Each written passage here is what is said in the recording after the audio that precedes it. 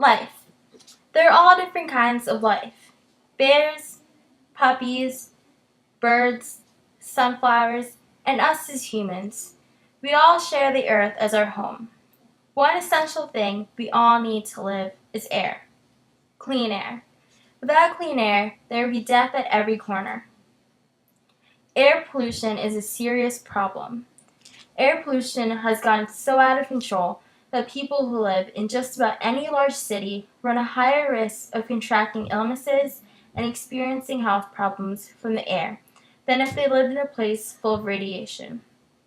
Jogging in a city like New York or Los Angeles has been seen to cause cardiac arrhythmia and lung problems. How unfair is this? A healthy person is trying to stay in shape, and they can't even run in the city because of waste in the air. Premature deaths have totaled an annual number of 2 million, thanks to the health threat posed by air pollution. As a society, we tend to overlook the air pollution problems and causes because they can't be seen, felt, and rarely smelled. Air pollution is a silent but deadly killer. A recent study has revealed that exposure to fine particle matter in polluted air increases the risk of hospitalization due to respiratory and cardiovascular diseases. A German study shows that people who breathe in fumes of heavy traffic regularly have higher chances of getting heart arteries, which is associated with the risk of heart attack. According to this study, conducted on 8-year-olds in Mexico City, being exposed for a long time to high levels of polluted air reduces lung function and growth in children. According to a 20-year study conducted on the residents of Los Angeles, it has been shown that adverse effects of air pollution have been grossly underestimated.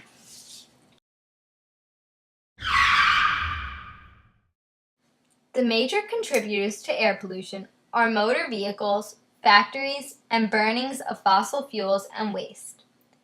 Air pollution solutions pose quite an interesting debate among environmentalists and entrepreneurs.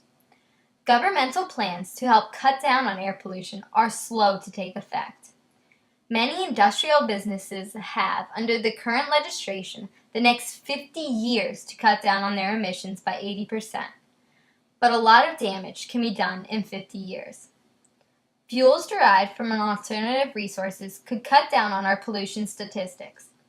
Wind energy, landfill gas energy, and other green methods of power are a good start, but the practical application is still years away. Another solution is electric vehicles, but we can't force people to buy new cars. The production of electric cars is still experimental, and the results are not as safe as gas cars. Recycling communities need to become more aware of what happens to their recyclables. Many cities, including some in California, burn the recyclables. Those cities that participate fully in recycling efforts are still releasing gases into the atmosphere that are destroying the ozone.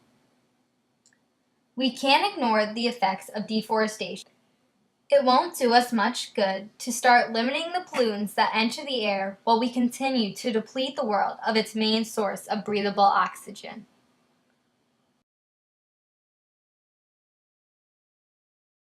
"50 years is too long. We need to stop the impending doom that is air pollution immediately. The real solution, the best solution, the only solution? Reverting back to medieval times.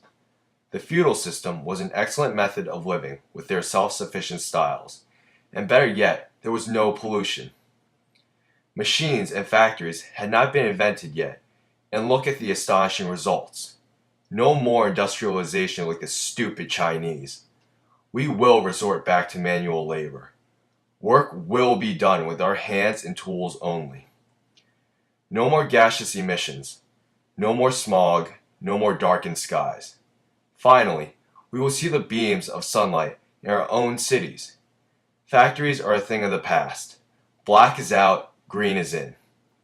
You want to plow farmland? Don't grab a tiller, grab a hoe.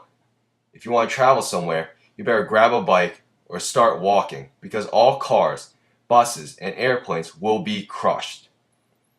You're wondering about going to a different country now, aren't you? You need a rowboat or you're swimming. We don't care if you're swimming 8,000 miles. The air is more important than you. Think about it. Not only will this solve the air pollution crisis, but many others as well. Obesity will be cured. With all the hard labor people will be doing, pounds will be shed like clothing on a stripper. Technological advances will be obsolete. No more having to worry about the Asians hacking into Google, because there won't be a Google. Air pollution can only be solved one way. Shut down all factories, crush all machinery, and reestablish the feudal system. Go green to the extreme.